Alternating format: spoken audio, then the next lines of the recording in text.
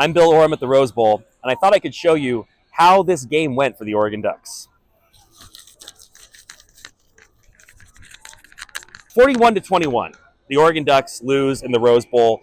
An absolute crushing, not just when it comes to these rose petals, outing and performance for the Ducks. Number one team in the country, 13-0, boasted wins over Boise State, Penn State, and Ohio State. You never know what's going to happen in a big game. But of all the things that we might have predicted in this Rose Bowl between Oregon and Ohio State, I think 41-21 by the Buckeyes over the Ducks. And more shockingly, 34-0 before the Ducks were able to pick themselves up off the mat. Not something anyone predicted. Oregon gets to this stage of the season, the knockout round of the playoff after being number one for so much of the season, a championship pick of so many analysts and experts, and really falls flat on its face in the biggest game of the year. Where do the Ducks go from here?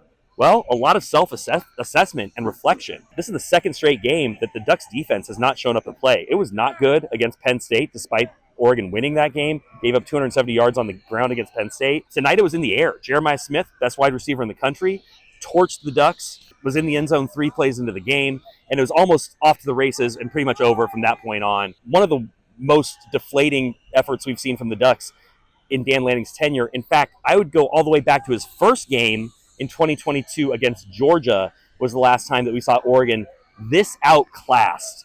And of course, now the stakes are so much higher. Hopes and dreams of a national championship that completely disintegrates. A lot of questions for the Ducks. And among them, what happens with the Ducks defensive coaching staff?